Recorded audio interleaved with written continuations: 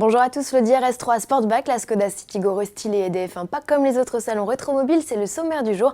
Avant cela, autour de PSA d'être inquiété par la justice française.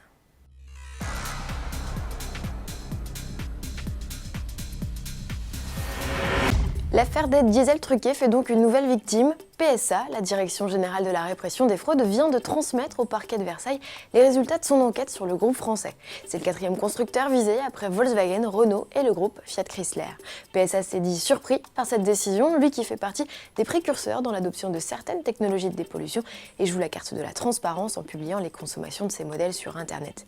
Il s'était par ailleurs, souvenez-vous, révélé comme l'un des meilleurs élèves lors des tests menés par la Commission royale. Il revient désormais à la justice de donner suite ou non à ces manquements présumés. 400, c'est le nombre de chevaux que vous trouverez désormais sous le capot de la nouvelle RS3 Sportback. Après la berline 4 portes présentée sur le Mondial de Paris 2016, c'est au tour de la 5 portes de bénéficier d'une cure de vitamines et de jouvence. La recette appliquée est identique. Esthétiquement, on retrouve les prises d'air béantes, la calandre nid d'abeille, les jambes de 19 pouces, le spoiler arrière et le diffuseur. À bord, siège sport, volant à mes plats, écran d'infodivertissement avec entre autres une fonction chronomètre complète la panoplie. Techniquement, les voies ont été élargies et la garde au sol abaissée. Et côté chiffres, le 2,5 litres TFSI, 33 chevaux plus puissante que l'ancienne génération et ici associée à la transmission quattro et une boîte S-tronique à 7 rapports, permet d'envoyer la RS3 Sportback à 100 km/h en 4 secondes 1, valeur identique à la RS3 berline.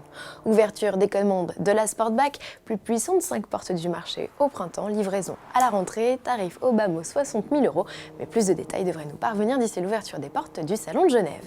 C'est en Suisse aussi que Skoda révélera la nouvelle bouille de sa Citigo, quoi de neuf pour la mini citadine lancée en 2012, un capot nervuré, une calandre dessinée et un bouclier avec une prise d'air plus imposante. Au global, la Citigo grappille 3 cm en longueur et atteint désormais les 3,60 m. Dans l'habitacle, un inédit volant et un parapluie intégré sous le siège passager font leur apparition. Le catalogue s'enrichit de nouvelles teintes et de nouvelles ambiances. Sous le capot, l'offre est inchangée avec les 3 cylindres 1 litre essence de 60 et 75 chevaux.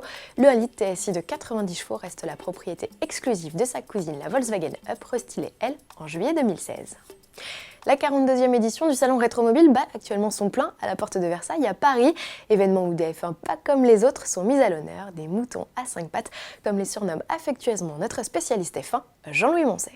Richard Mille a réuni sur son stand des moutons à 5 pattes, on va les appeler comme ça. Des voitures qui sont nées d'un trou dans la réglementation, car à l'époque, il n'y avait pas censément l'interdiction d'utiliser des 4 roues motrices en Formule 1. Ça a été prononcé tout de suite, je vous rassure. Mais en attendant, il y a eu des tas de voitures. Ainsi, le prototype de la Cosworth, par exemple, qui n'a jamais couru. Mais il y a aussi le groupe des voitures qui ont couru, la McLaren, la Lotus, qui étaient des voitures très difficiles à conduire.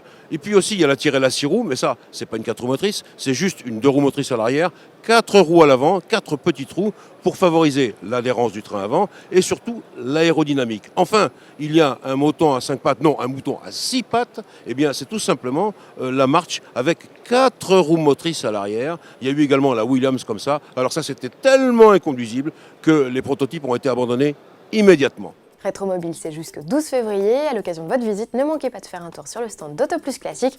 Rencontre avec les membres de la rédaction, ateliers mécaniques, photos souvenirs et boutiques vous sont proposés. Bon week-end à tous et à lundi.